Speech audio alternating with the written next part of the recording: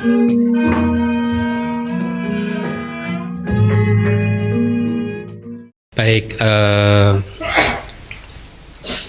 selamat pagi Sukihontu. Semoga Anda semua dalam keadaan sehat, damai dan bahagia, dan tidak akan pernah kena wabah corona. Ya, berbicara tentang corona, karena sudah diumumkan secara resmi oleh pemerintah, maka saya boleh membicarakan. Meskipun minggu lalu belum diumumkan, saya sempat menghimbau, ya. Tapi apapun kehidupan itu, ya. Satu, memang ya samsara itu seperti ini, ya. Di kelahiran manapun itu selalu aja terjadi seperti kali ini, kesulitan, ancaman, gangguan, kemudian kesedihan dan lain sebagainya itu akan selalu ada, ya. Nah, secara khusus saya akan sampaikan kepada Anda begini. Ibaratnya kalau Anda masuk ke dalam satu ruangan yang gelap gulita atau ruangan yang Anda sama sekali buta, tidak mengetahui ada apa di dalamnya, ya, siapapun itu, kemungkinan besar akan muncul rasa takut, khawatir, cemas dan lain sebagainya. Setuju enggak? Kenapa? Karena orang tersebut masuk dalam ruangan yang dia anggap adalah yang dia buta sama sekali dan dia tidak bisa mengendalikan tentang apa yang akan terjadi. Paham? Kalau sesuatu terjadi, dia tidak bisa handle it. Itulah mengapa akhirnya kecemasan, takut, khawatir muncul. Ya. Nah, dengan logika yang sama, sebenarnya di dalam kehidupan ini, ya, semua ketakutan, kecemasan, kekhawatiran itu, kalau menurut teori ajaran Buddha, ya muncul dari dua faktor mental atau dua cetasika, yaitu moha dan lobha. Moha itu diberi nama lain di sini yaitu awija, not knowing, ignorance, ketidaktahuan. Kemudian tanha itu adalah nafsu, keinginan, ya. Berakar dari awija dan tanha inilah semua bentuk penderitaan itu muncul. Salah satunya ya ketakutan terhadap corona, kecemasan terhadap corona, kekhawatiran terhadap corona. Kenapa Anda takut, cemas dan khawatir? Karena Anda tidak tahu apa-apa tentang corona. Ya, oleh karena itu untuk sedikit menghilangkan, mengikis ketakutan terhadap corona, Anda harus kumpulkan banyak informasi tentang corona sehingga Anda bisa lebih tenang dan damai. Informasinya seperti apa yang bisa Anda kumpulkan nih? Kalau Anda belum mengumpulkan, saya sudah mengumpulkannya untuk Anda. Dari semua pasien yang terkena penyakit corona, hanya 2% sampai 3% meninggal. Oke? Ya. Tapi pikiran itu, sifatnya pikiran, kalau Anda mikirin yang 2 atau 3% itu, Anda stres. Setuju? Tapi kalau Anda mikir yang 98, 97, Anda nggak stres. Jadi Anda harus mikir yang mana? 97 atau 98. Orang yang gagal cuma 2-3% kok, sedikit kok. Nah, makanya saya anjurkan Anda untuk mendengarkan ceramah saya dengan topik atau judul Jangan Memfitnah Ular, kan? Di situ saya memformulasikan kepada Anda bagaimana caranya menghalau semua rasa takut, cemas, dan khawatir. Satu, itu data yang harus Anda ketahui. Jadi ngapain cemas? Ya tapi kan yang 2% kalau saya gimana? Dengarkan Jangan Memfitnah Ular. Nah, di sini nggak punya waktu untuk menjelaskannya gitu. Emangnya kenapa kalau yang katakanlah yang terkena 2% itu saya atau kita gitu? Ya kan nanti mati. Kita dulu udah sering loh mati itu. Hah? Dan kita lolos gitu. Artinya sampai hari ini lolos gitu. Lalu apa yang kita takutkan? Ya tidak sih. Udah banyak pengalaman menjelang kematian yang kita alami di masa lalu dan kita lolos sampai hari ini. Buktinya kita bisa jadi kayak hari ini. Lalu apa yang kita takutkan? Kemudian penyebarannya itu adalah lewat droplet. Droplet itu jadi apa? Kalau ada seseorang yang bersin, batuk, kemudian ada cairannya yang keluar dari mulut atau hidung dan mengenai kita. Mengenai kita pun, kalau mengenai tangan kita, asal Anda katanya tangannya tidak diusap-usap di sini juga nggak masalah. Segera cuci tangan. Atau dropletnya itu jatuh di kursi, kemudian Anda iseng, Anda pegang. Ini apa ya? Nah, oke. Tapi kalau Anda gini-gini kan aja nggak masalah. Habis itu cuci tangan. Jadi masalah begitu Anda hirup, Anda, nah gitu. Ya. Nah, jadi sebenarnya tidak perlu membuat Anda kehilangan kedamaian dan kebahagiaan Anda. Ya, tinggal Anda jaga diri saja baik-baik ya. Juga di sosial media saya sudah sampaikan kan, dengan menjaga diri kita sendiri kita juga menjaga sahabat-sahabat yang ada di dekat kita kan. Atau dibalik kalimatnya, kita harus menjaga sahabat-sahabat di sekitar kita dengan cara apa? Menjaga diri kita sendiri. Caranya menjaga diri kita sendiri untuk menjaga sahabat-sahabat kita bagaimana? Kalau Anda merasa Anda sedang batuk, pilek, ya Anda pakai masker. Udah, itu udah cara terbaik ya.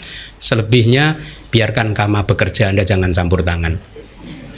Ya, jadi hilangkan rasa cemas, takut dan khawatir. Oke, itu prolognya. Nah, kita kembali lagi di hari Minggu yang harusnya menjadi hari yang bahagia karena kita mendapatkan kesempatan untuk mendengarkan atau belajar kitab suci yang sesuai dengan kitab komentar dan kitab sub komentarnya. Jadi saat ini kita yang ada di dalam ruangan ini sama-sama sedang melakukan kebajikan. Saya melakukan kebajikan atau menanam benih karma baik yang disebut membabarkan dhamma di sana. Anda sedang melakukan kebajikan atau menanam benih karma baik yang disebut mendengarkan dhamma, pendengaran dhamma. Ya, itu kebajikan.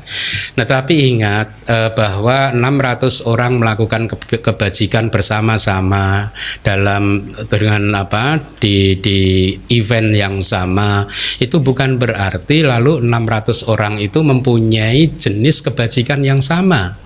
Bisa berbeda-beda karena ketika masing-masing dari Anda itu mendengarkan, itu banyak sekali faktor mental. Di dalam Abhidhamma itu disebutnya faktor mental yang bekerja. Ada yang mendengarkannya dengan keserakahan dan kawan-kawannya, berarti itu jelek. Ada yang mendengarkannya dengan kebencian dan kawan-kawannya, itu jelek. Wah, benci ini, sebelah saya pilek kok nggak pakai masker. Nah, malah Anda tapi jangan khawatir, saya sudah instruksikan ke pengurus DBS. Begitu tim Weawaca menemukan ada umat yang batuk pilek tidak pakai masker, itu kesempatan yang berharga buat Anda untuk mempersembahkan masker. Nah, persembahkanlah kepada dia gitu. Sudah, petugasnya sudah siap. Saya minta petugasnya alert ya. Nah, kemudian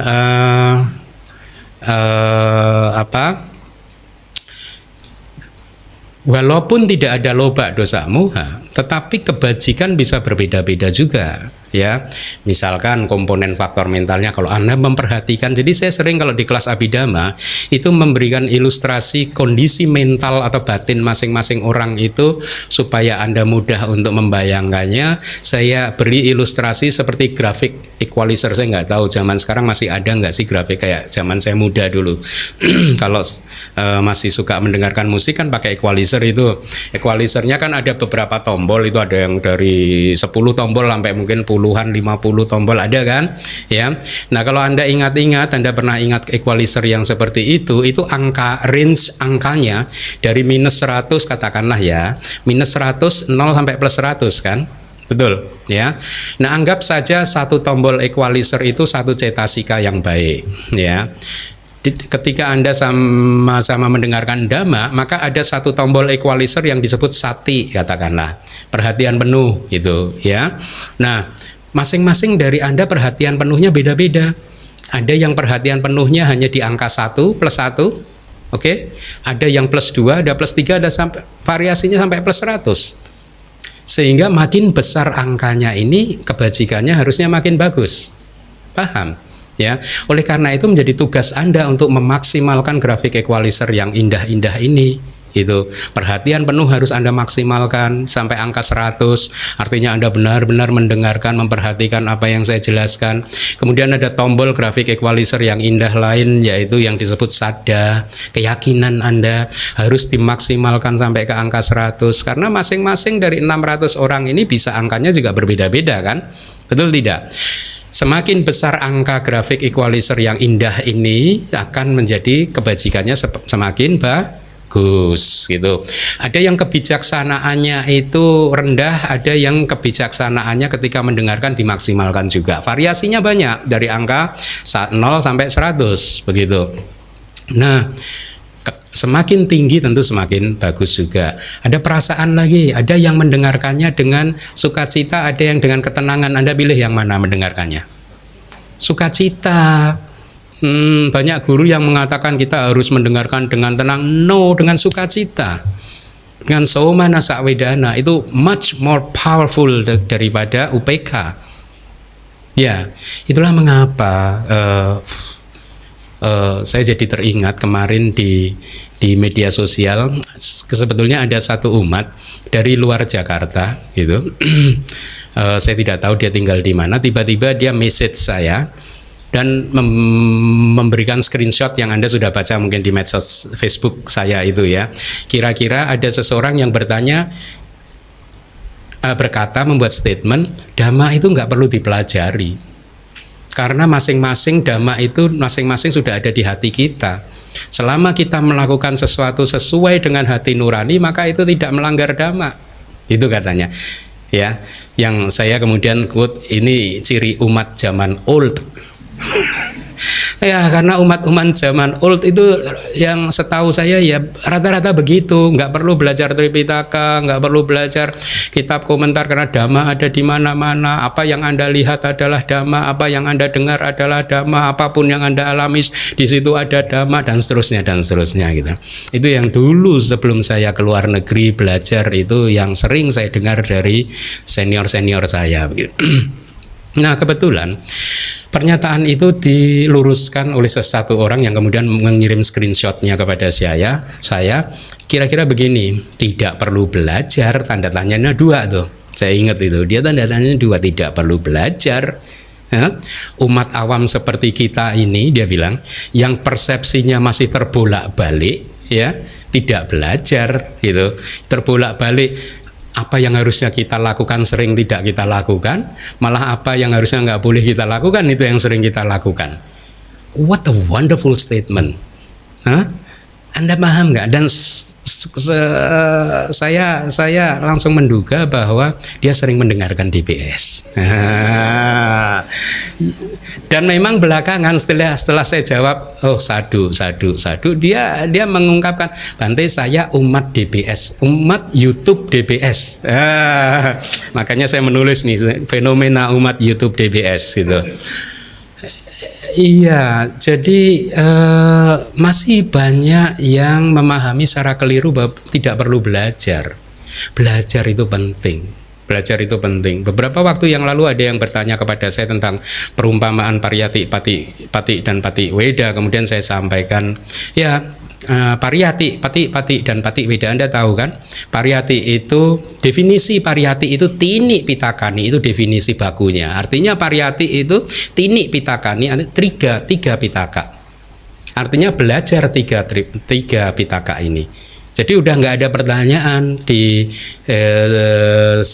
dunia Buddhis, khususnya waktu saya di Myanmar, apakah Abhidhamma itu ajaran Buddha atau bukan, udah nggak ada lagi pertanyaan, udah selesai problem itu. Yang baru jadi wabah di Indonesia, Abhidhamma bukan ajaran Buddha, kitab komentar bukan dari ini, nggak perlu dipelajari. Kalau di negara Buddhis itu sudah tidak jadi perdebatan lagi, sudah tidak jadi pertanyaan, udah selesai masalah itu. Di sini belum selesai. Kembali lagi, pariyati itu kalau di kitab komentar adalah Tripitaka, artinya belajar Tripitaka. Pati adalah bermeditasi. Pati weda adalah penembusan 4 kebenaran mulia. Di dalam kitab komentar itu diberi perumpamaan seperti ini. Pariyati itu ibaratnya seperti danau. Danaunya, tanahnya itu, tempat untuk menampung airnya itu loh. Paham ya? Ya, kalau di kitab komentar begitu. Jadi pariyati itu seperti danau, tanah yang untuk menampung air. Pati itu seperti airnya yang mengisi danaunya ini tadi. Ya, saya benar nggak istilah saya danau itunya? Pokoknya itulah ya. Pati weda itu bunga teratenya. Nah, tujuan kita adalah untuk memunculkan bunga teratai, kan perumpamaannya kan petik weda kan. Nah, Anda harus ingat-ingat perumpamaan ini. Bunga teratai baru akan bisa tumbuh kalau dia ada airnya, betul? Dan air ini harus dibatasi oleh sisi kanan kiri atau utara, timur, barat, selatan, betul? Ya. Kalau airnya ini tidak dibatasi, berarti airnya akan kemana-mana, sehingga akhirnya permukaannya hanya 1 mili saja katakanlah begitu, sehingga teratainya nggak bisa tumbuh. Perumpamaan yang indah ya. Anda bayangkan coba, Pariyati adalah tempat airnya itu, Pati-pati adalah airnya, kemudian Patik Weda adalah bunga teratainya. Anda bayangkan, berarti kalau Anda tujuannya adalah Patik Weda, maka apa yang harus Anda sediakan? Pati-pati. Tapi patik-patik yang seperti apa? Praktek meditasi yang seperti apa? Praktek meditasi yang sudah dibatasi oleh Pariyati. Paham? Kalau tidak dibatasi oleh teori Tripitaka, akhirnya kemana-mana. Akhirnya teori meditasinya kemana-mana. Akhirnya karena kemana-mana seperti air yang luber kemana-mana, akhirnya bunga teratainya nggak muncul. Paham? Ya, nah kembali lagi, makanya saya itu kadang ini jadi agak sedikit panjang, nggak apa-apa. Kalau berbicara seperti ini, saya ini sangat menghayati. Kenapa? Karena saya selalu ingat dengan janji atau sumpah wisuda saya. Ketika di wisuda di Myanmar itu, istilahnya saya ini menjadi seorang biku misionaris. Karena saya lulusan dari International Theravada Buddhist Missionary University. Jadi universitas misionaris. Saya ini misionaris Buddhis, dan saya ingat sumpah saya itu oleh rektor, saya diminta untuk menyebarkan ajaran Buddha. Itu janji wisuda. Sehingga inilah yang saya sekarang sedang memenuhi janji wisuda saya sebagai seorang manusia yang baik. Janji harus dipenuhi gitu. Nah, tetapi Anda tahu nggak, kalau saya sering membaca pekerjaan atau missionary works, pekerjaan misionaris yang dilakukan oleh di luar Buddhism, tetangga-tetangga kita, Anda sering membaca nggak? Tantangannya apa coba mereka itu? Tantangannya adalah dari umat tetangganya mereka. Paham? Setuju kan? Tapi ini saya beritahu, tantangan saya sebagai seorang biku misionaris di Indonesia apa? Umat sendiri. Teman sendiri. Setuju nggak? Kapan ya? Kemarin sore atau tadi pagi waktu habis meditasi saya iya juga ya. Lupa, kemarin mungkin. Jadi seringkali tantangannya malah muncul dari internal. Tantangan yang seperti apa sih, Bante? Udahlah, jangan fanatik Tripitaka lah itu. Oh, Abhidhamma bukan ajaran Buddha. Itu yang ngomong bukan tetangga lo itu. Lo tetangga itu mungkin malah menerima lo itu. Iya itu ajaran Buddha. Lo malah kita sendiri lo yang nggak menerima itu. Betul tidak? Kitab komentar nggak perlu lah gitu. Jadi itulah anomalinya gitu. Dulu saya pikir, waduh, saya udah kadung di wisuda dengan sumpah wisuda seperti itu. Nanti berarti saya harus bekerja keras untuk menguasai kitab suci, waktu itu begitu ya pikiran saya kan, supaya bisa menyampaikannya dengan baik kepada umat-umat gitu. Tapi saya tidak pernah berpikir bahwa saya harus menghabiskan energi untuk menjawab bahwa kalau Abhidhamma itu nggak penting, lalu kenapa diajarkan? Anda tahu kan jawaban-jawaban saya itu kan sebenarnya kan untuk kayak counter gitu. Karena dia mengatakan kalau ya Abhidhamma itu penting mutlak untuk pencerahan, maka yang Arya Sariputta nggak akan tercerahkan. Kenapa? Karena yang Arya Sariputta waktu mencapai tingkat kesucian arahat, dia belum kenal Abhidhamma. Kelihatannya benar kan logikanya kan? Tapi ini kesalahan di Indonesia. Kebanyakan orang di Indonesia, satu, mereka tidak mampu melihat background story. Kenapa yang Arya Sariputta bisa cepat mencapai pencerahan? Sehingga dari kesalahan tersebut akhirnya banyak orang menyamakan dirinya dengan yang Arya Sariputta. Satu, oh yang Arya Sariputta mencapai arahat tanpa Abhidhamma, kok berarti kita bisa dong? Oke, logikanya jungkir balik nggak ini? Jadi dia yang bersangkutan itu menyamakan dirinya sendiri dengan yang Arya Sariputta. Nah, kenapa begitu? Karena yang bersangkutan tidak bisa melihat kitab komentar. Karena di kitab komentar selalu disampaikan sejarah-sejarahnya. Yang saya sampaikan kepada Anda itu, yang mungkin 2 minggu yang lalu, yang Arya Sariputa sejak 1 Asangkaya 100.000 kalpa yang lalu sudah mengucapkan aspirasi untuk menjadi murid kepala begitu. Pada hari itu, ketika beliau mengucapkan aspirasi, beliau sudah menguasai semua jana. Anda? Dan saya yakin yang mengucapkan tadi yang saya quote tadi juga nggak menguasai jana. Bagaimana mungkin mau disampaikan dengan yang disamakan dengan yang Arya Sariputa?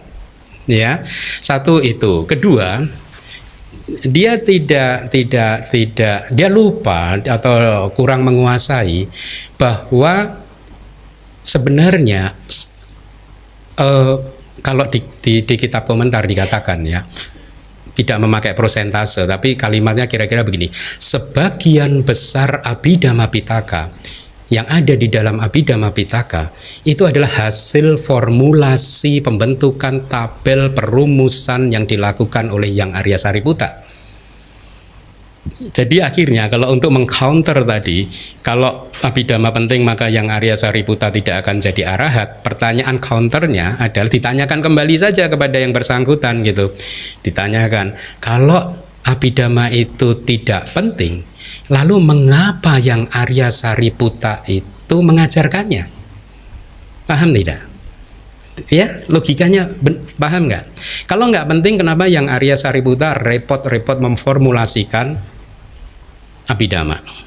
Atau ada lagi kesalahan, misalkan dalam meditasi itu cukup kayak Bahya Daruciriya saja, ketika melihat ya melihat saja, ketika mendengar ya mendengar saja. Saya kasih tahu ya, kerbau ketika melihat dia juga melihat saja. Ya, dia sadar kalau digigitin burung itu, dia sadar oh digigitin gitu. Tapi tetap aja jadi kerbau. Ya. Kesalahan yang lain adalah yang minggu lalu mungkin sudah saya sampaikan, kita bukan Bahya. Betul tidak? Jadi nggak sama, Bahya udah merintis karir sejak lama, kita apa? Kita belum gitu. Nah, jadi itu adalah contoh-contoh tentang tantangan untuk menjadi seorang biku misionaris di Indonesia.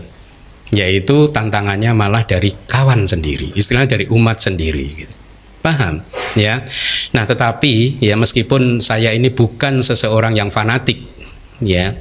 Saya bukan membela diri, tapi saya punya bukti. Kenapa saya mengatakan saya bukan tipe orang yang fanatik? Saya beri bukti. Kalau saya ini orang yang fanatik, saya kasih tahu kepada Anda, saya tidak akan jadi umat Buddha, percaya deh. Paham nggak? Saya pasti nggak akan mau meninggalkan yang lama. Paham? Dari fakta saya meninggalkan itu pun sudah cukup untuk membuktikan kepada Anda saya bukan orang fanatik. Tetapi dengan kondisi spesifik di Indonesia yang seperti yang saya ceritakan itu tadi, maka saya akan memposisikan diri dalam quote unquote berjuang untuk mempopulerkan Tripitaka, seolah-olah kayak fanatik lalu gitu ya. Tapi itu harus dilakukan karena ini adalah tempat untuk menampung air di kolam itu tadi. Kalau Anda berlatih tidak ada batasannya, ya airnya akan kemana-mana, teratainya nggak muncul. Sayang, sudah kadung lahir sebagai manusia tapi tidak mendapatkan apa-apa. Oke, cukup ya. Oke. Nah, sekarang kita masuk ke topik. Sutta kali ini sudah pernah saya sampaikan beberapa tahun yang lalu. Videonya di YouTube juga masih ada, tetapi pada waktu itu karena saya berpikir kondisi di Indonesia yang tidak suka kitab komentar, dan saya mohon maaf kalau saya keliru menilai. Pada waktu itu saya menilai bahwa umat di DBS ini belum siap untuk diajak untuk belajar kitab suci. Maka pada waktu itu saya membabarkan Manggala Sutta dengan versi yang saya modifikasi. Begitu, saya modifikasi. Anda boleh dengarkan lagi. Meskipun modifikasi, tapi itu super kok. Di situ bagus sekali bagaimana saya mencoba menyampaikan kepada Anda keyakinan-keyakinan yang salah, ya, tahayul-tahayul yang justru akan membebani pikiran-pikiran Anda. Dan saya sampaikan juga kalau tidak salah, begitu saya atau Anda terlepas dari tahayul-tahayul itu, misteri-misteri itu, maka Anda akan hidupnya jadi ringan. Saya beri contoh saja. Yang saya ingat dulu, saya diberi nasihat oleh leluhur-leluhur saya, kalau mau keluar rumah gitu ya, itu harus sebelum keluar pintu itu tangan saya ginikan, kemudian saya pasang di bawah hidung saya, kemudian saya hembuskan nafas saya rasakan gitu. Kalau angin yang kuat adalah dari lubang sebelah kanan, maka saya harus melangkah pertama kali keluar rumah harus dengan kaki kanan, karena itu dianggap sebagai berkah. Ya, Anda pasti punya banyak hal yang lain kan, yang mirip kan, Chinese banyak lah. Mirip lah, Jawa juga banyak gitu. Nah, saya dulu itu bertanya-tanya, kenapa seringkali yang kuat kanan? Baru kira-kira 3 tahun yang lalu jawabannya ada. Kenapa? Ternyata saya sinusitis yang kiri. Jadi karena ini sempit begitu, jadi makanya kalau masih kanan yang kenceng gitu. Nah, itu satu contoh. Anda pasti juga banyak. Nah, sekarang sutta ini menjadi penting sekali posisinya. Bahkan saya sampaikan, saya ada di Myanmar, itu memberi pesan kepada murid-muridnya, para biku ajarkanlah Manggala Sutta ini kepada umat. Dan ketika sudah diajarkan kepada Anda, yang sekarang saya ajarkan kepada Anda harus mengajarkan kepada sekeliling Anda. Kenapa? Karena ini adalah benar-benar berkah yang diajarkan oleh Buddha. 38 berkah inilah yang disebut amulet Buddha. Jimatnya kita sebagai murid Buddha itu ya 38 ini. Makanya nanti kalau mau bikin amulet gitu, sekali-sekali bikin judulnya 38. Nah, atau Manggala Sutta gitu ya. Nah, oleh karena itulah sutta ini akan mulai saya sampaikan kepada Anda ya. Pelajarilah, resapilah, renungkanlah, dan Anda harus mempunyai sadar, keyakinan terhadap kebenaran dari yang disampaikan oleh Buddha ya. Selama ini mungkin konsep yang disebut sebagai berkah atau blessing bagi masing-masing Anda itu berbeda-beda, seperti yang nanti akan Anda temui juga di sutta ini. Saya minta petugas untuk membacakannya sebentar. Saya telah mendengar demikian. Pada satu waktu Begawan tinggal di Sawati, di hutan Jeta, taman milik Anantapindika. Kemudian ketika malam telah larut, satu dewata tertentu yang bukan main keelokannya, setelah menerangi seluruh penjuru hutan Jeta, menghampiri tempat di mana Begawan berada.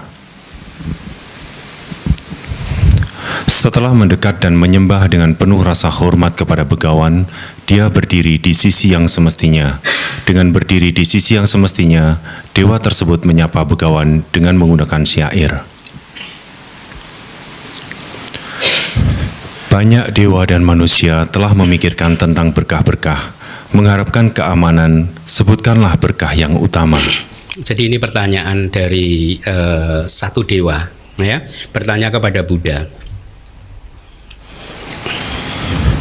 Tanpa pergaulan dengan orang-orang yang bodoh, pergaulan dengan orang-orang yang bijaksana, dan pemujaan kepada mereka yang patut untuk dipuja, itulah berkah yang utama. Ini 3 jenis berkah yang pertama ya.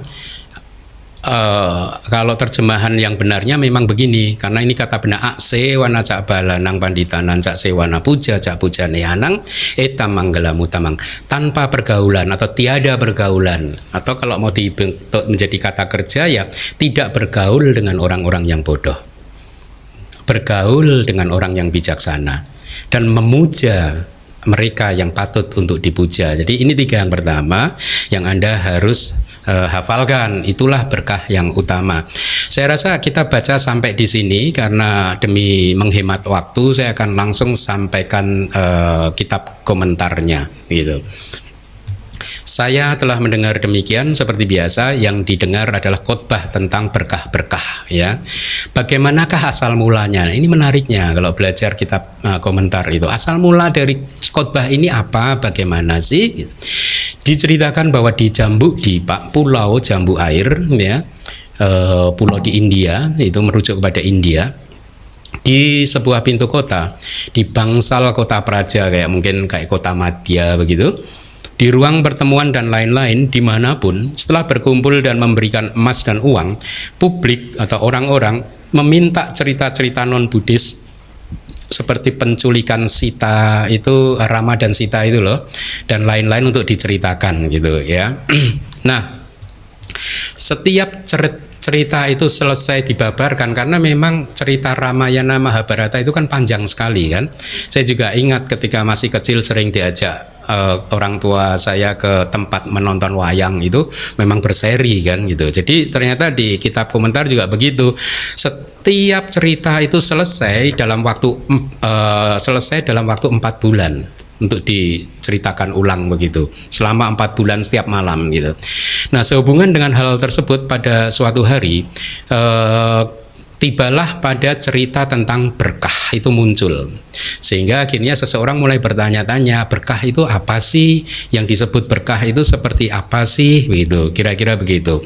Nah, siapa sebenarnya yang bisa menjawab dengan pasti bahwa berkah itu adalah ini gitu. Itu background story-nya. Jadi pada waktu itu semua orang belum tahu berkah itu seperti apa, sehingga masing-masing akhirnya beropini gitu ya. Ya, mirip dengan kondisi yang di Indonesia gitu, masing-masing beropini tentang ajaran Buddha gitu. Nah, kemudian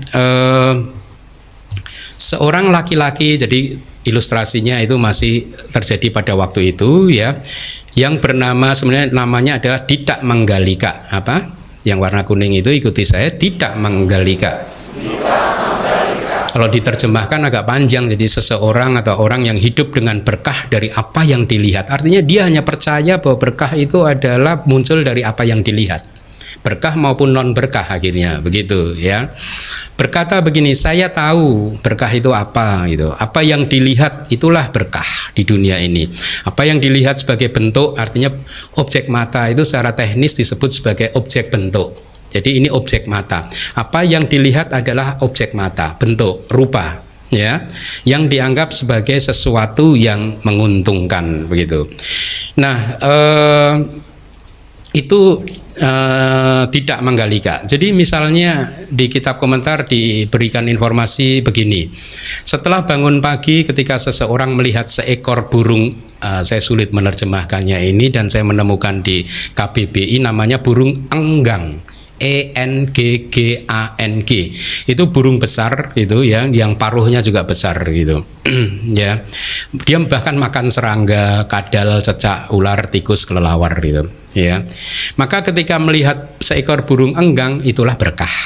Atau ketika dia melihat pohon Majapahit, nah di India juga banyak pohon maja, atau melihat wanita hamil, atau anak-anak yang berpakaian rapi dan memakai perhiasan, atau melihat kendi, tahu ya kendi ya, tempat untuk air yang terbuat dari tanah liat gitu, yang berisi penuh, atau melihat ikan salmon atau kuda dan lain sebagainya, itulah berkah. Jadi dia benar-benar mendefinisikan berkah itu seperti apa yang dilihat gitu. Saya yakin sebagian dari Anda juga masih begitu, ya enggak sih? Ya, kalau melihat Bante, wah berkah ini. Ya memang sih. Kalau melihat seseorang yang Anda konsepkan sebagai orang yang nggak baik, dianggap bukan berkah, ya pertanda celaka gitu ya. Nah, dikatakan bahwa beberapa orang menyetujui teori dia tersebut, tapi beberapa orang yang lain tidak menyetujuinya. Mereka yang setuju akhirnya tidak setuju, berdebat dengan yang setuju.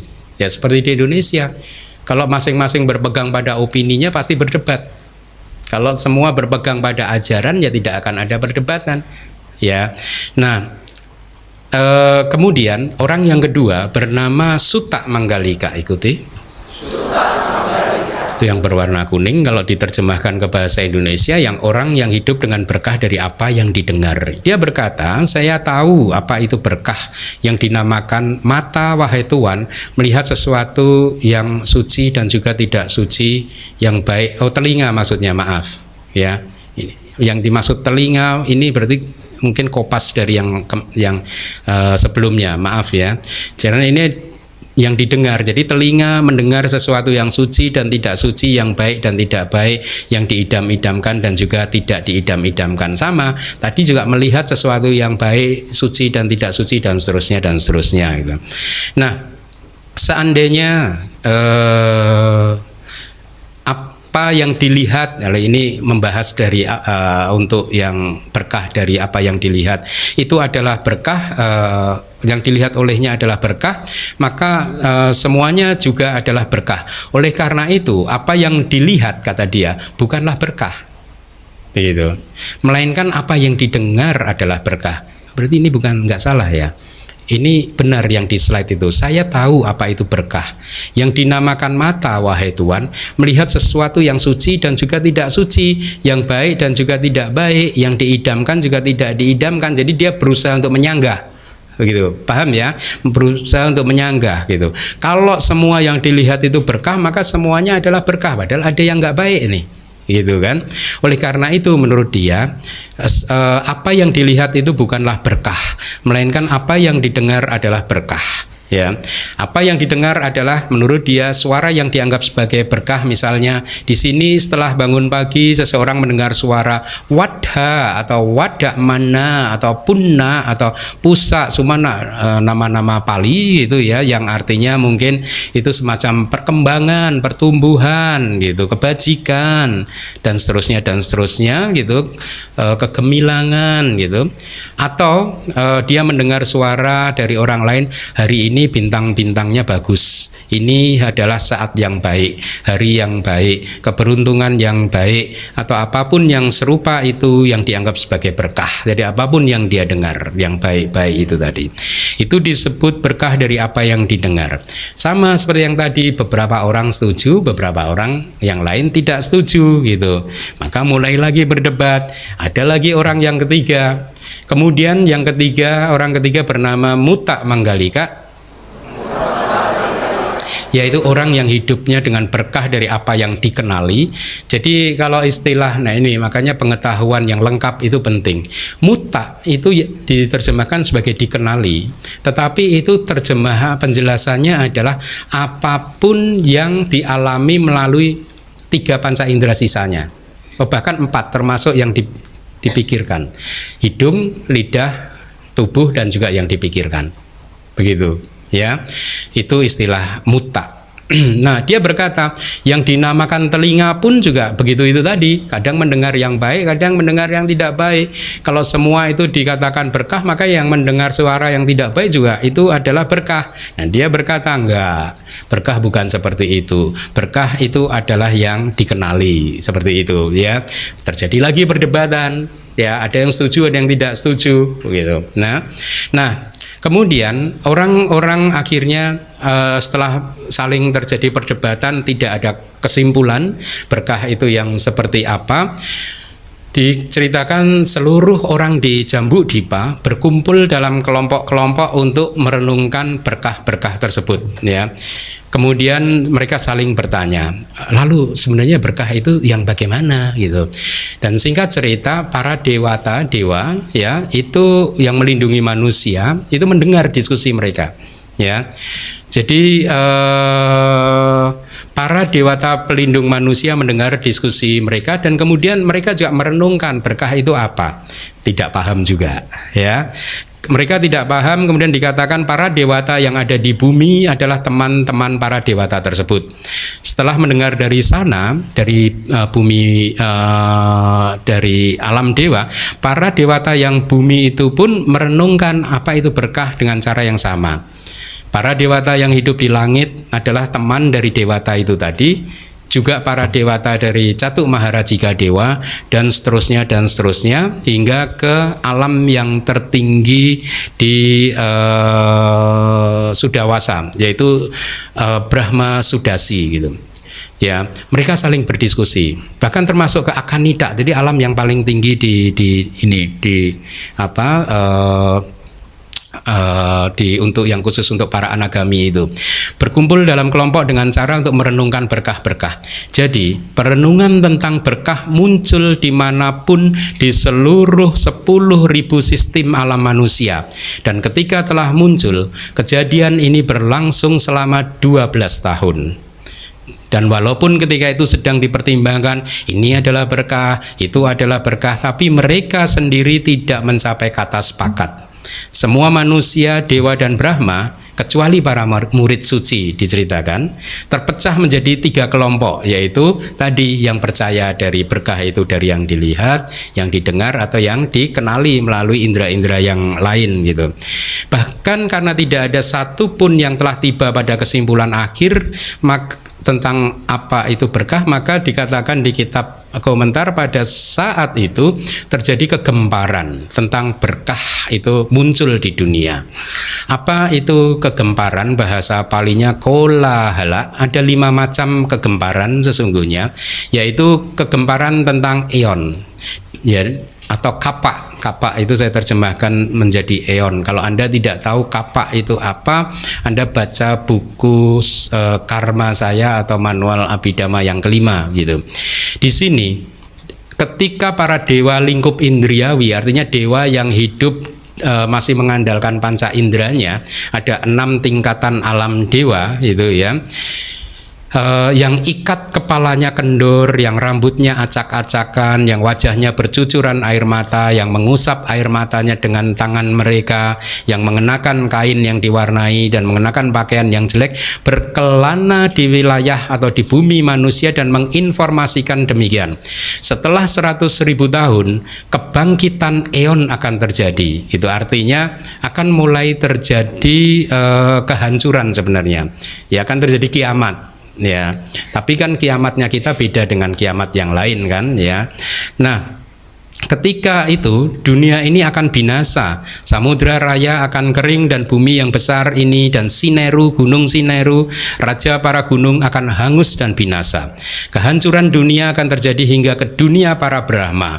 Wahai tuan-tuan, kembangkanlah cinta kasih universal, meta, belas kasih, simpati dan keseimbangan batin. Rawatlah ibu kalian, rawatlah ayah kalian, hormatilah mereka yang lebih tua di dalam keluarga, berjaga-jagalah, jangan lalai. Itulah yang dinamakan kegemparan tentang eon. Kegemparan yang kedua adalah kegemparan tentang Raja Universal. Penjelasannya adalah ketika para dewa lingkup indriawi tadi yang masih bergantung pada indera-indrianya ya, berkelana di wilayah manusia dan menginformasikan setelah 100 tahun akan ada seorang Raja Universal yang akan muncul di dunia. Ini definisi untuk kegemparan yang kedua. Kegemparan yang ketiga adalah tentang Buddha. Ya, ketika para Brahma, penjelasannya dari kediaman murni Sudawasa ya, berhias dengan ornamen yang menjadi ciri khas para Brahma dan mengenakan serban Brahma di kepala mereka dengan dipenuhi kegembiraan dan sukacita, memberitahukan kualitas-kualitas unggul seorang Buddha, berkelana di wilayah manusia dan menginformasikan demikian. Setelah 1000 tahun seorang Buddha akan muncul di dunia. Itu adalah kegemparan yang ketiga. Kegemparan yang keempat adalah tentang berkah. Ini kegemparan yang ada di sutta ini ya. Terjadi ketika para dewa dari kediaman murni dari Sudawasa setelah mengetahui pikiran manusia berkelana di wilayah manusia dan menginformasikan demikian. Setelah 12 tahun seorang Sammasambuddha akan menjelaskan tentang berkah. Jadi sebenarnya 12 tahun sebelumnya ada yang menginformasikan bahwa nanti 12 tahun kemudian akan masalah tentang berkah ini akan dikupas oleh Sammasambuddha, oleh Buddha Gotama gitu. Kegemparan yang kelima adalah tentang kesempurnaan akhlak. Akhlak itu sila atau moralitas. Penjelasannya adalah ketika para dewa dari kediaman murni berkelana dan menginformasikan setelah 7 tahun seorang biku tertentu setelah bertemu dengan begawan akan bertanya tentang praktek untuk mencari kesempurnaan akhlak. Itulah yang dinamakan kegemparan tentang kesempurnaan akhlak. Ini hanya satu contoh saja yang nomor 5 ini. Kegemparan akhlak yang lain tentu saja banyak begitu ya. Nah, Kemudian kitab komentar bertanya, dari 5 kegemparan ini kegemparan mana yang dimaksud? Ya, Anda sudah tahu, yaitu kegemparan yang keempat gitu ya. Nah, kita lanjutkan. 12 tahun telah berlalu ketika kemudian para dewa dan manusia terus-menerus menginvestigasinya dengan tanpa mendapatkan kesepakatan tentang berkah itu apa. Para dewa di Tawa Tingsa juga bertemu dan berkumpul, memikirkannya masak-masak. Wahai tuan-tuan, seperti halnya seorang tuan rumah adalah penguasa di antara orang yang tinggal di dalam rumah, ini memberi perumpamaan, dan seorang kepala desa adalah penguasa di antara para penduduk desa. Seorang raja adalah penguasa di antara orang-orang yang ada di kerajaannya. Demikian pula Saka adalah yang tertinggi dan terbaik di antara kita dalam hal kecemerlangan kebajikan, supremasi, dan kebijaksanaan. Dia adalah penguasa untuk 2 dunia para dewa. Bagaimana seandainya kita menanyakan masalah ini kepada Saka, raja para dewa? Kemudian para dewa pun pergi menemui Saka. Setelah memberikan penghormatan, singkat cerita, Saka mengatakan begini,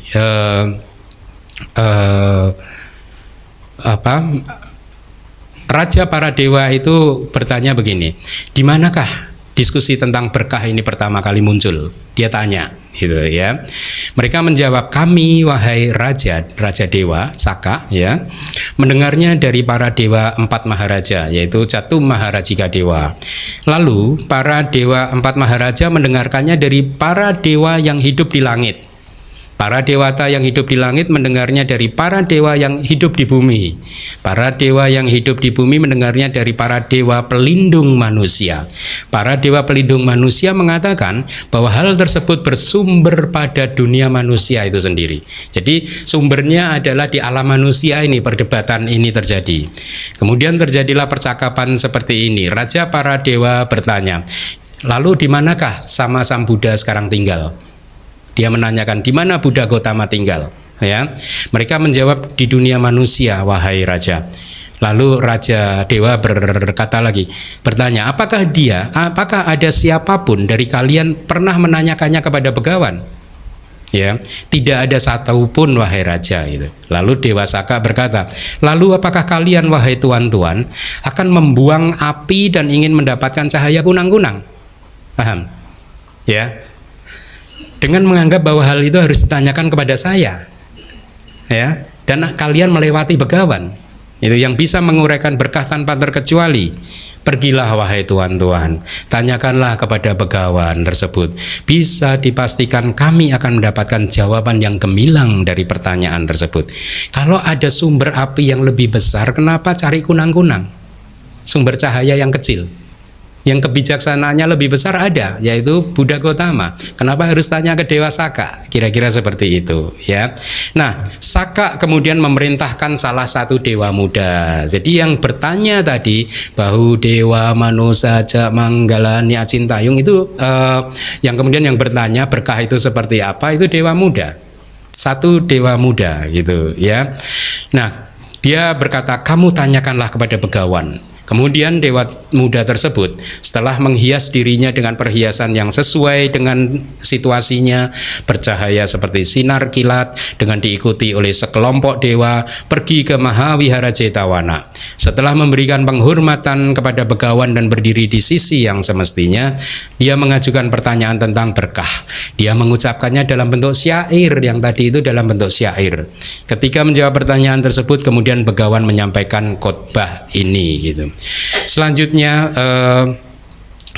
tentang kalimat saya telah mendengar demikian gitu ya.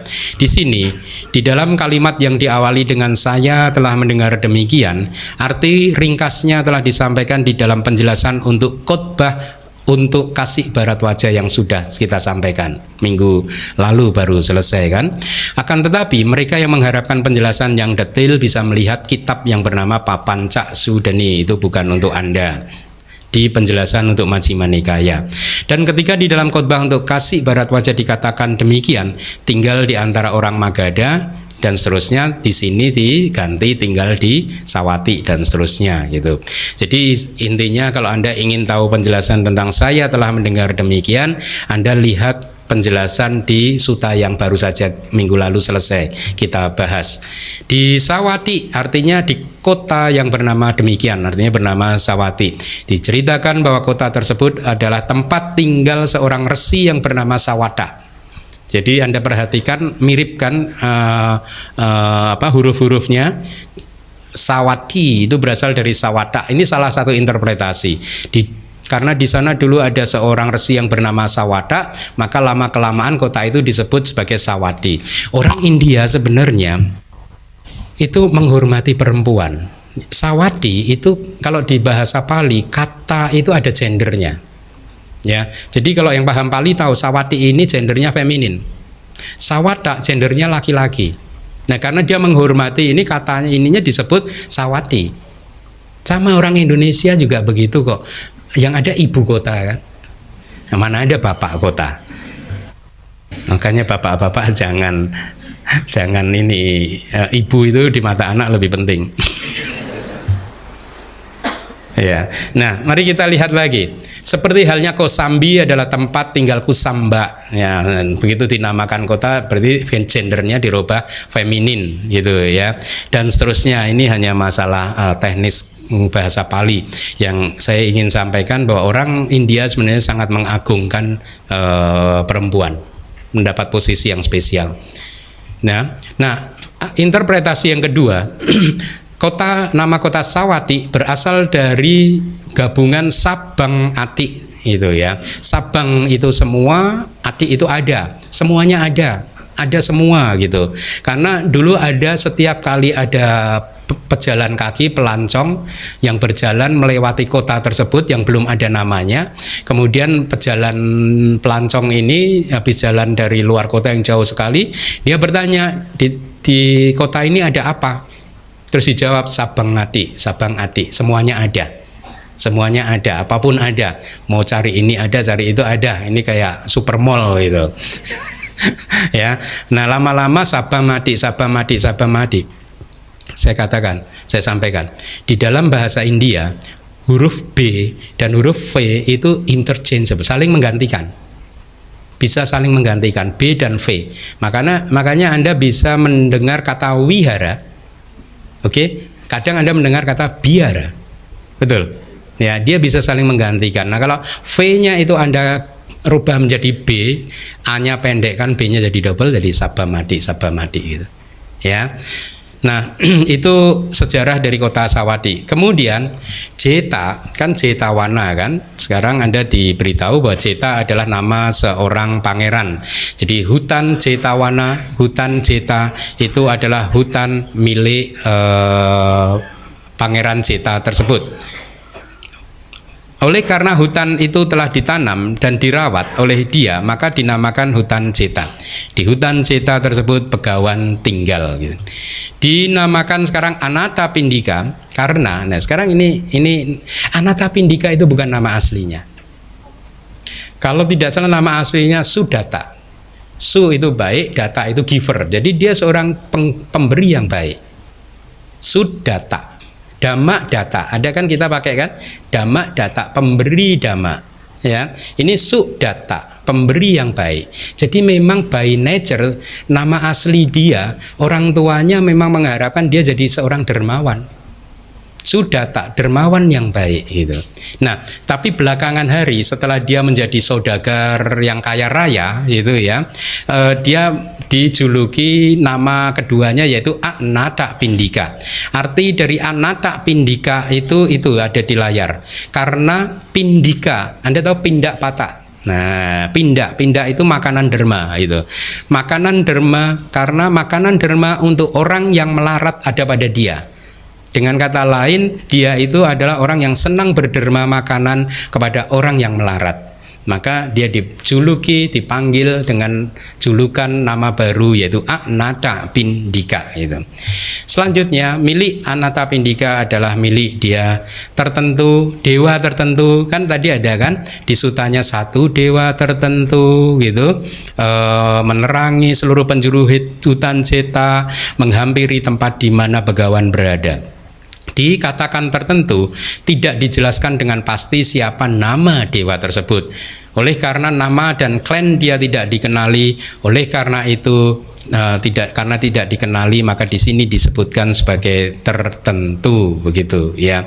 Nah, selanjutnya ketika malam telah larut, ya, penjelasannya adalah di sini kata abhikanta, ya, itu memiliki bermacam arti. Itu ada yang artinya berakhirnya malam atau malam telah berakhir, atau bisa berarti hal yang baik, ada juga hal yang elok, apresiasi dan lain-lain gitu. Tapi saya terjemahkan itu menjadi malam telah larut karena berakhirnya malam gitu ya. Artinya adalah di sini adalah makna yang nomor 1 gitu. Bukan main keelokannya, juga Anda bertemu dengan abhikanta lagi gitu. Di sini kata abhikanta itu memiliki makna sebagai hal yang elok gitu ya. Abhirupe.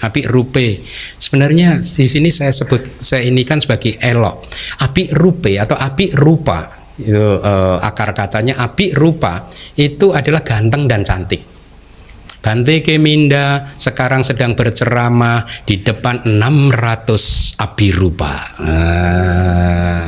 Orang yang ganteng, Anda semua ganteng dan cantik gitu.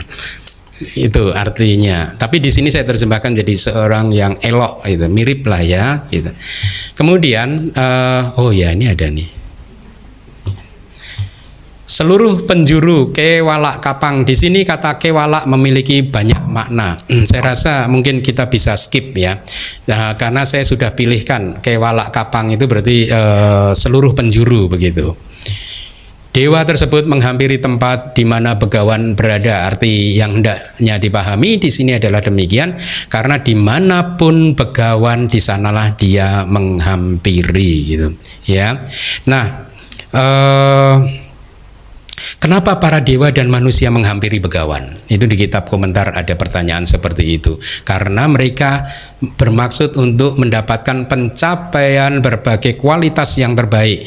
Seperti sebuah pohon yang besar yang senantiasa harus dihampiri oleh sekawanan burung dengan maksud untuk menikmati buah-buahnya yang manis. Ya, nah begitu. Itu penjelasan dari kitab komentar. Kemudian dewa tersebut berdiri di sisi yang sepantasnya. Yang dimaksud adalah di satu tempat, di satu sayap. Artinya di satu sisi, entah di kanan, entah di kiri, begitu ya.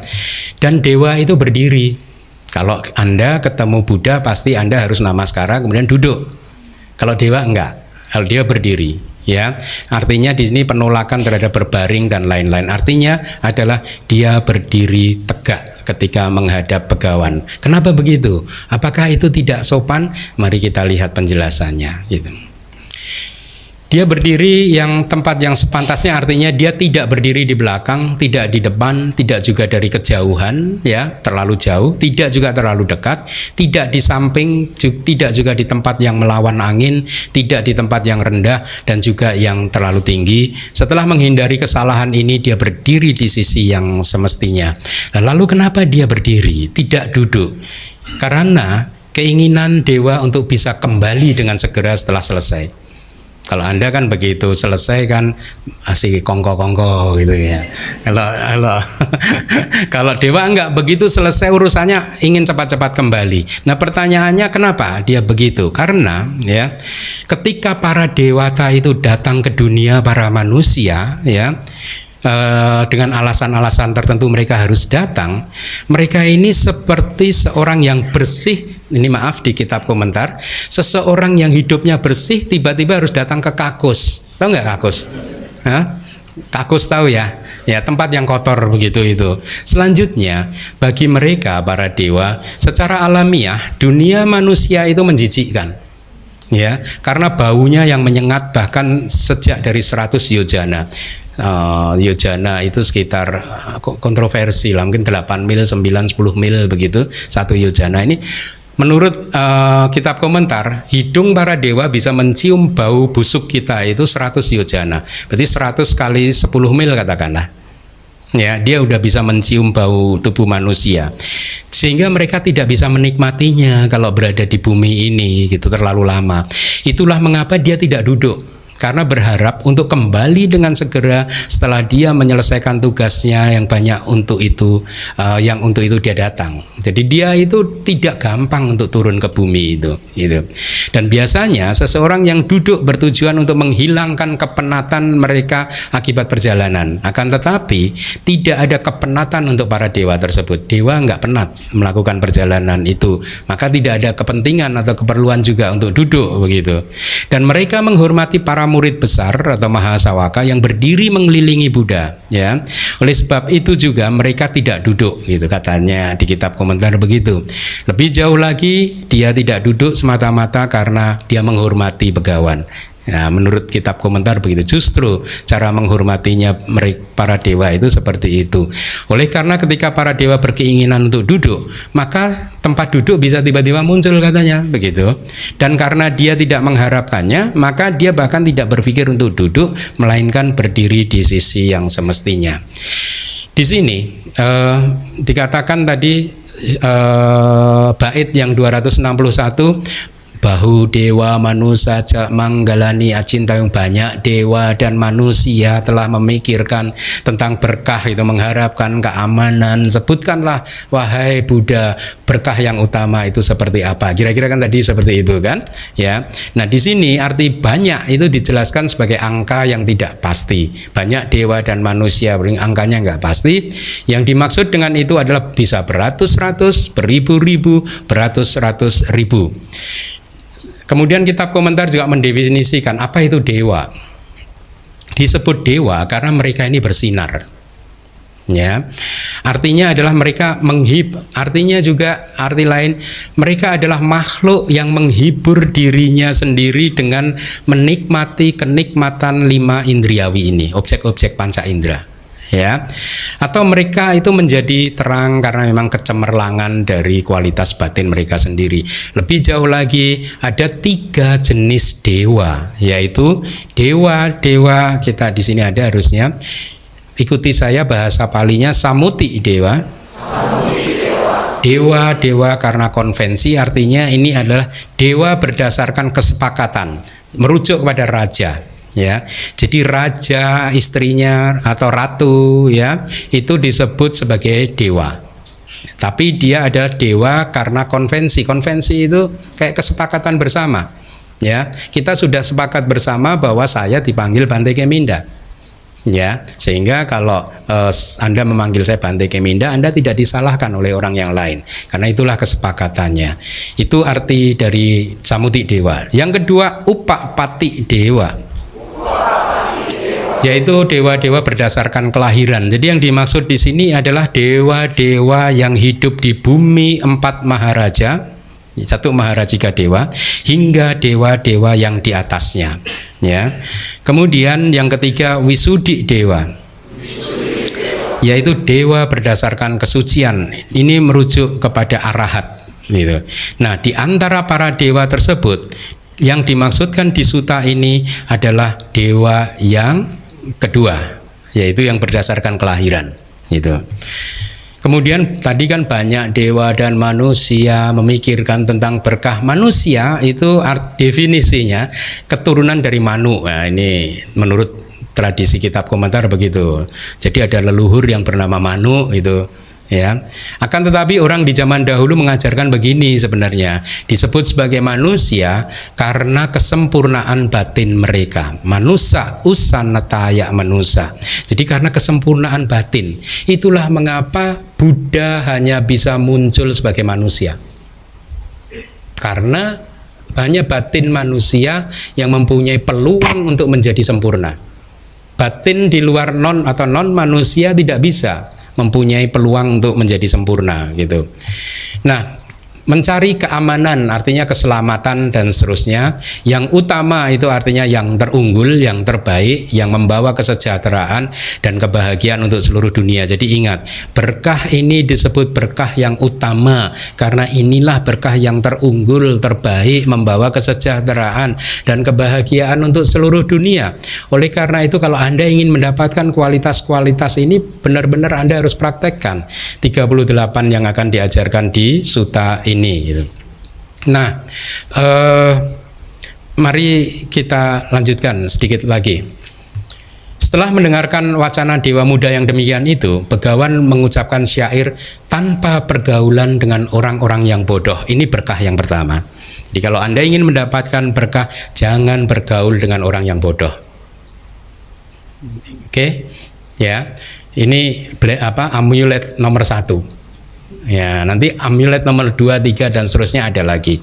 Nah, di sini tanpa pergaulan itu artinya di kitab komentar dijelaskan tidak berkumpul dan tidak melayani.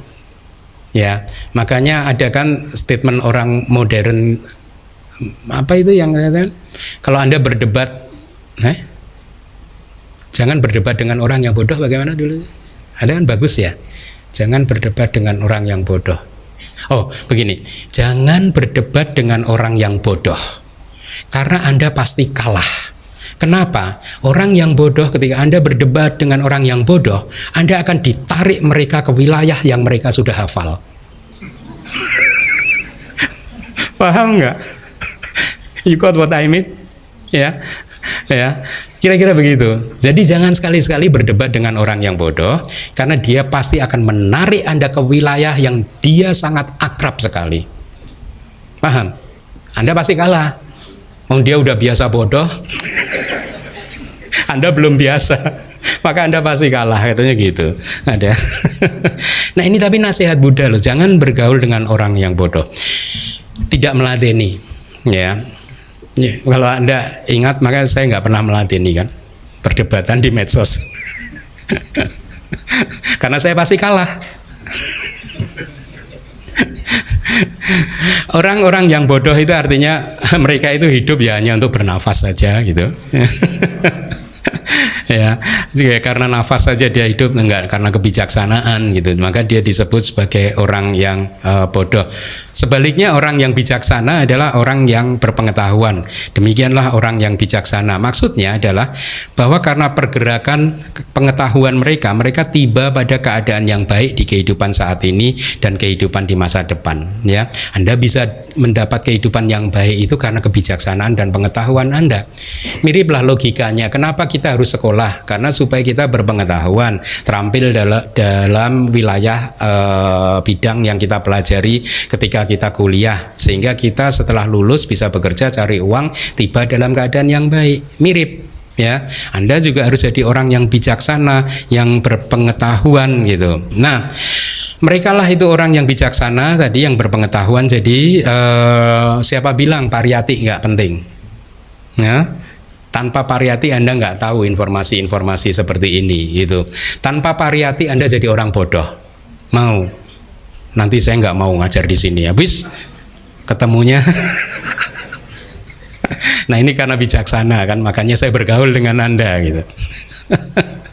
Ya. Nah, oke.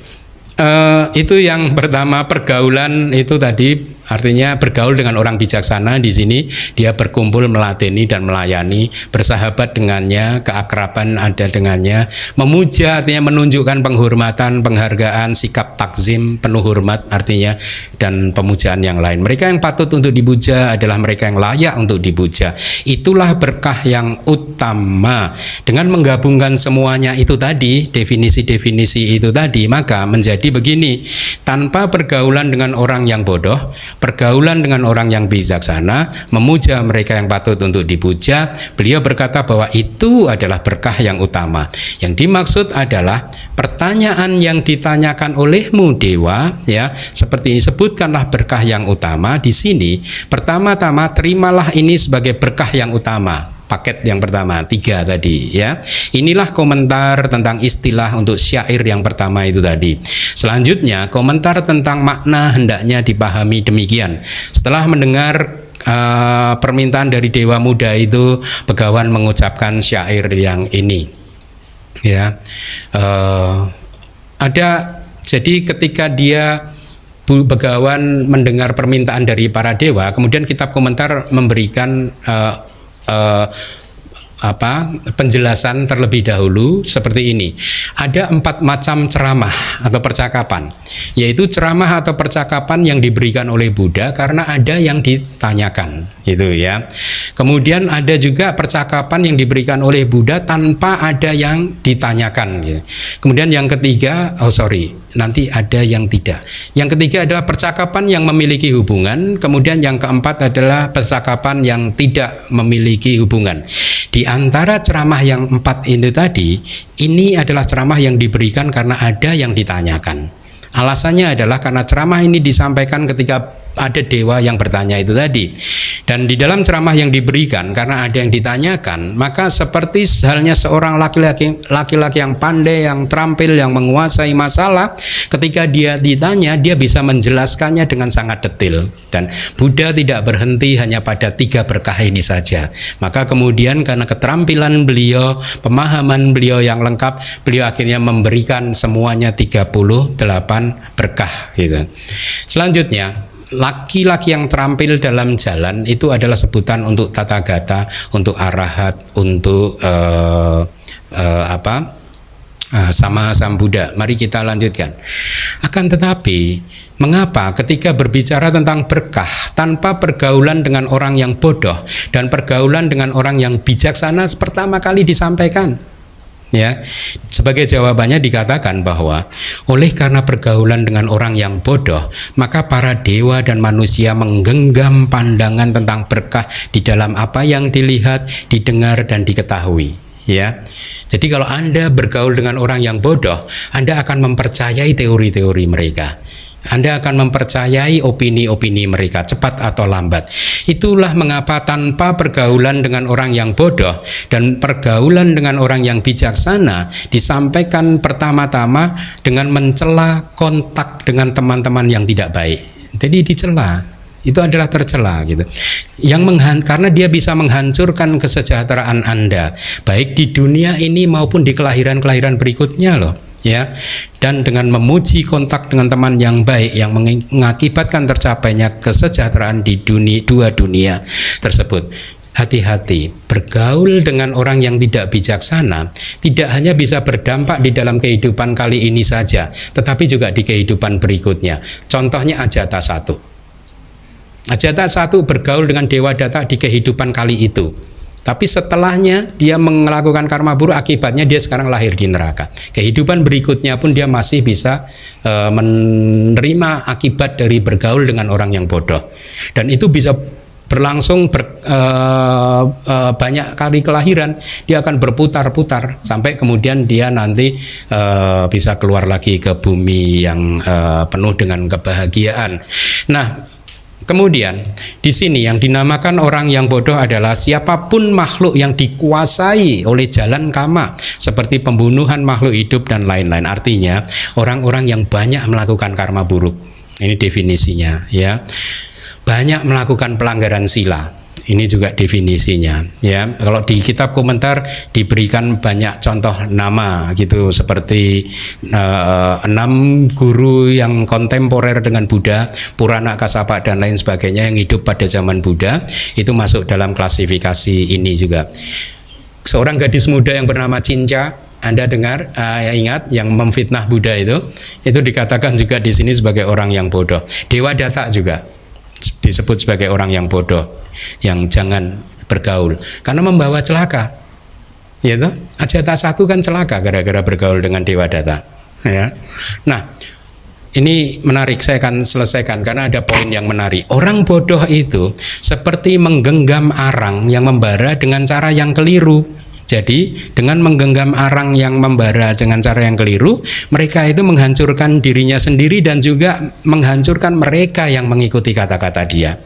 Seperti halnya seorang laki-laki yang bernama Diga Wida yang di sepanjang masa kemunculan 4 Buddha dipanggang di neraka yang besar dengan tubuhnya yang berukuran 60 yojana harus jatuh bangun di neraka. Dan seperti halnya dengan 500 keluarga yang terpengaruh dengan pandangan dia tadi, laki-laki yang bernama Diga Wida, mereka juga lahir serta dipanggang di neraka bersama-sama dengan dia.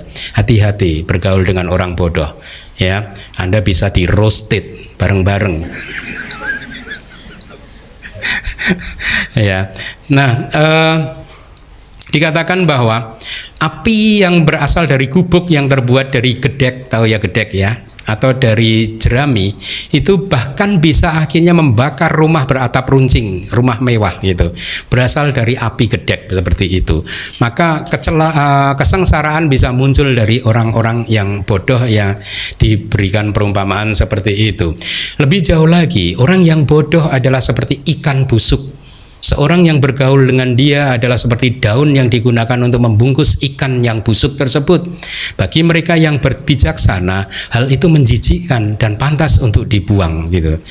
Jadi laki-laki yang membungkus ikan busuk dengan ujung rumput kusa, atau itu artinya, kalau bayangkan ada ikan yang busuk, Anda mengambil daun yang wangi, harum katakanlah, dipakai untuk membungkus ikan yang busuk, lama-lama daun ini berbau busuk juga.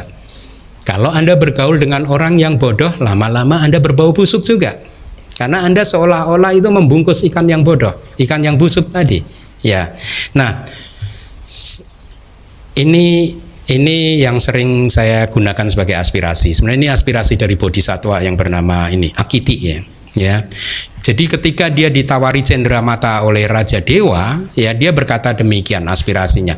Semoga, saya harap ini juga jadi aspirasi Anda. Itu bagus kok dari bodhisattva kok. Semoga saya tidak pernah melihat atau mendengarkan orang yang bodoh, dan semoga saya tidak hidup bersama dengan orang yang bodoh. Semoga saya tidak melakukan percakapan dengan yang akrab dengan orang yang bodoh, dan semoga saya tidak menyukai percakapannya. Begitu ya. Apa yang orang bodoh telah lakukan kepadamu? Beliau bertanya, Raja Dewanya. Sebutkanlah alasannya, kenapa kamu tidak ingin melihat orang yang bodoh? Jawabannya begini, orang yang bebal itu dia biasanya menarik kesimpulan secara keliru. Dia terlibat dalam sesuatu yang tanpa tanggung jawab, tidak bertanggung jawab. Sulit sekali untuk membimbing orang seperti itu ke arah yang lebih baik. Ketika diajak bicara baik-baik, dia marah. Dia tidak memahami disiplin, sila, moralitas, itu artinya tidak melihat dia adalah bagus. Demikianlah ketika mencela pergaulan dengan orang bodoh dengan segala kondisinya, maka Begawan berkata jangan bergaul dengan orang yang bodoh. Di sini sebaliknya, orang yang bijaksana adalah siapapun yang dikuasai atau sering melakukan 10 jalan kama baik, seperti berpantang dari pembunuhan makhluk hidup, berpantang dari pencurian, pantang dari perzinahan dan lain sebagainya. Juga orang yang menjaga silanya, banyak melakukan karma-karma baik yang lainnya seperti dana, sila, bawana juga ya, dan seterusnya dan seterusnya. Mereka ini dikatakan di kitab komentar seperti para penjaga di dalam keadaan bahaya, seperti pelita di dalam kegelapan, seperti perolehan makanan ketika kita lapar, minuman ketika haus, dan lain-lain. Dalam keadaan menderita karena lapar, dahaga, dan lain-lain, mereka mampu menghancurkan segala bentuk mara bahaya, kemalangan, dan kekacauan. Jadi dikarenakan itulah Tathagata, para dewa dan manusia yang tidak terhitung jumlahnya dan tidak bisa diukur, telah mencapai kehancuran noda batin, kukuh di dunia para Brahma, di dunia para dewa, dan seterusnya. Dengan batin yang penuh keyakinan terhadap Sariputta Thera, dan setelah melayani Thera dengan 4 kebutuhan pokok, 80.000 keluarga telah lahir ke surga. Jadi lihat, bergaul dengan orang bijaksana, ya, karena bergaul dengan mereka banyak yang mencapai kelahiran di alam surga, ya, dan seterusnya gitu. Nah, wahai para biku, ini kalimat ini juga bagus. Tidak ada mara bahaya datang dari seseorang yang bijaksana. Tidak ada kemalangan yang datang dari orang yang bijaksana. Tidak ada kekacauan yang datang dari seorang yang bijaksana. Lebih jauh lagi, orang yang bijaksana itu seperti bau yang harum, seperti semak-semak yang wangi harumnya, kalung bunga yang harum baunya, dan lain-lain. Seseorang yang bergaul dengan dia adalah seperti daun yang digunakan untuk membungkus sesuatu yang harum seperti itu. Bagi mereka yang bijaksana, hal itu adalah sesuatu yang menyenangkan dan harus dihormati, ya. Jadi bergaul dengan orang yang bijaksana sangat diapresiasi oleh orang bijaksana juga, ya. Hal ini telah dikatakan, laki-laki yang membungkus semak-semak wangi dengan menggunakan dedaunan membuat daun-daun tersebut juga mengeluarkan bau yang harum. Demikianlah seseorang yang mengikuti orang yang bijaksana, gitu. Semoga ini dari Bodhisattva juga, aspirasinya tadi, tekadnya berkebalikan dengan yang tadi. Semoga saya melihat dan mendengarkan orang yang bijaksana, dan semoga saya hidup bersama dengan orang yang bijaksana. Semoga saya melakukan percakapan yang akrab dengan orang yang bijaksana, dan semoga saya menyukai percakapannya. Ya, sedikit lagi. Sebenarnya apa yang orang bijak telah lakukan kepadamu? Sebutkanlah alasannya. Kenapa kamu ingin melihat orang yang bijaksana? Dikatakan, orang yang bijaksana menarik kesimpulan dengan benar. Dia terlibat dalam sesuatu dengan penuh tanggung jawab, mudah untuk membimbingnya ke arah yang lebih baik. Ketika diajak bicara baik-baik, dia tidak marah. Dia memahami disiplin sila, bertemu dengan dia adalah bagus. Itulah mengapa Buddha mengatakan berkah yang kedua adalah bergaul dengan orang yang bijaksana. Jadi itulah berkah yang kedua, karena waktu juga sudah cukup, ya. Saya harap Anda masih ingat semua nanti juga 38 berkah. Sekarang baru 2 berkah, yaitu aksewana cak balanang panditanan cak sewana, yaitu apa? Pergaulan aksewana tanpa pergaulan. Kemudian yang kedua, bergaul dengan orang yang bijaksana. Ini adalah 2 berkah. Yang pertama, Anda harus praktekkan, terapkan di dalam kehidupan ini. Berkaitan dengan 2 berkah yang utama, saya teringat kepada cerita dari Bante Wisuda. Waktu pertama kali dia datang, ingat nggak? Jadi beliau mengatakan begini, di satu keluarga ada seorang anak yang nakal sekali, sering melakukan karma buruk, sering melanggar sila, pokoknya hal buruk apapun udah dilakukan sama anak. Si orang tuanya, papahnya, sementara di sisi lain, kedua orang tuanya adalah orang yang bijaksana sekali. Tidak pernah melakukan karma buruk, banyak melakukan karma baik, menjaga sila dan lain sebagainya, begitu. Jadi anak dan orang tua ini 2 sisi yang berbeda sama sekali. Nah, singkat cerita, kedua orang tuanya udah dengan berbagai cara menasihati anaknya untuk tidak menjadi orang yang jahat seperti itu. Jangan melanggar sila, jangan melakukan karma buruk dan lain sebagainya. Tetapi selama bertahun-tahun, nasihat tersebut tidak jalan juga. Si anak tidak kapok-kapok dan terus membuat masalah. Sehingga pada suatu hari, kedua orang tuanya memanggil dia baik-baik.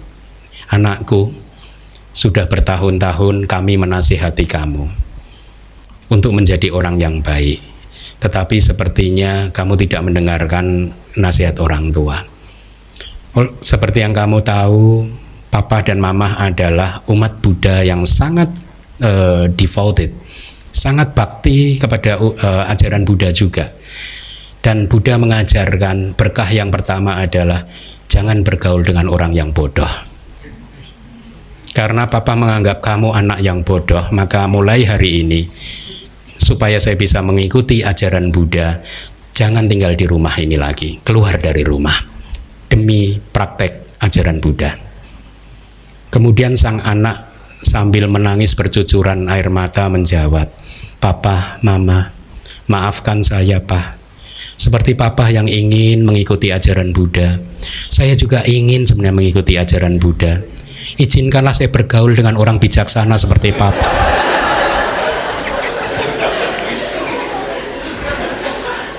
Dan akhirnya mereka hidup bersama lagi, happily ever after. Baik, terima kasih. Sukihotu Bante, saya mau tanya, kalau Manggala Sutta itu kan penulisannya Mangala Sutta kan Bante, tapi dibacanya itu kan Manggala kan Bante. Terus kalau misalkan itu bahasa Pali Bante, kalau misalkan saya pernah lihat di bahasa Indonesia itu penulisannya Manggala Sutta gitu Bante.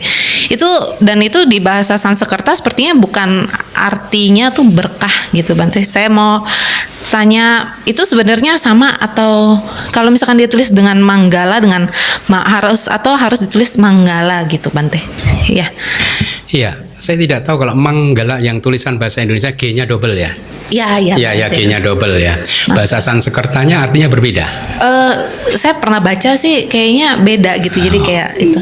Saya tidak bisa mengkonfirmasi karena pengetahuan bahasa Sanskerta saya minim sekali juga. Tapi apapun itu, sebenarnya itu cara penulisan orang Indonesia ya. Sebenarnya bahasa Pali itu punya diakritik. Diakritik itu seperti semacam tanda-tanda di huruf-huruf tertentu. Ketika menulis Mangala itu, kalau bahasa Pali G-nya 1 Mangala, itu N di depan G-nya itu ada titik di atasnya. Ya toh? Nah, N titik di atas itu bacanya N titik atas itu artinya NG. Mang, terus gala, itu mang gala gitu ya. Nah mungkin orang Indonesia kemudian mengadopsi atau modifikasi supaya pronunciation-nya benar, jadi G-nya double begitu. Tapi sebenarnya saya tidak menganjurkan, enggak, karena bagi khususnya nanti kalau suatu hari nanti Anda ingin terjun ke bahasa Pali, menyelami bahasa Pali, Anda akan mengalami kesulitan. Karena harus merubah banyak hal gitu. Jadi kalau menurut saya lebih baik ikuti aja N titik begitu supaya mempermudah Anda dalam mempelajari bahasa Pali nantinya sih. Ya, oke. Sukihotu Bante, saya ada pertanyaan very simple aja sih. Mungkin ini agak personal juga. Soalnya saya punya tendensi ngelihat kebanyakan orang tuh baik gitu. Jadi I feel like I can learn from anyone. Jadi saya punya kesusahan untuk membedakan baik hati dan bijaksana gitu. Tapi emang mungkin ngerti tapi bingung juga sih gitu ya. Bagaimana tuh Bante? Baik hati dan bijaksana. Oke. Baik hati ya mungkin Anda mengumpuli hidup bergaul dengan mereka. Tapi hati-hati juga jangan ikut nasihat mereka seperti yang tadi dinasihatkan tadi itu. Kalau bijaksana itu akhirnya lebih saya tahu nih kalau saya kumpul dengan dia saya akan repot sendiri nih. Ya, saya akan jadi daun yang tadinya baunya harum lama-lama jadi busuk juga. Ya, memang secara teori begitu. Kalau Anda hidup dikelilingi oleh orang-orang yang tidak baik, maka orang-orang yang tidak baik ini adalah pupuk buat karma buruk Anda. Kita semua ini masing-masing sudah mempunyai timbunan karma buruk atau yang sering saya istilahkan dengan istilah sehari-hari adalah deposito benih karma buruk. Tapi benih karma buruk ini sebenarnya tidak harus berbuah. Dia berbuah kalau ada kondisinya, ada pupuknya, ada sinar mataharinya, ada kelembabannya dan lain sebagainya. Salah satunya itu dikelilingi oleh orang-orang yang buruk. Siapapun, Anda boleh coba. Anda kalau hidup bergaul dengan orang buruk, cepat atau lambat karma buruk Anda berbuah. Makanya saya beri contoh yang mudah seperti ini. Maaf, kalau ada sahabat Anda suka bicara kasar, maka satu hari dia akan bercakap-cakap kasar tentang Anda juga, kepada Anda juga. Anda akan kena juga. Atau dengan contoh yang lain, kalau Anda hidup di daerah perang yang kanan kiri saling tembak-tembakan, Anda hidup di sana, ya satu saat kena tembakan.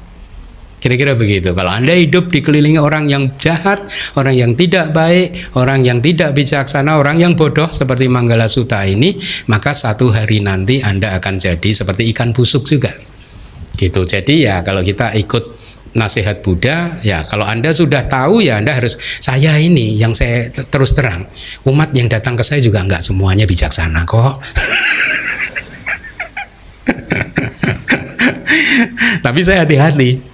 Ya, saya tidak akan ikut-ikutan yang nggak bijaksana.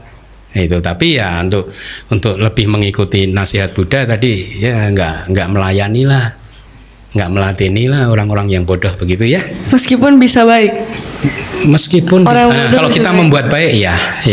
Tapi hati-hati. Maksudnya orang lainnya yang bodoh tapi bisa berbuat baik gitu. Orang lainnya yang bodoh tapi dia bisa berbuat baik. Oh, kadang berbuat baik ya. Makanya kita jaga diri aja, jaga ini. Jangan terlalu bergaul lah ya.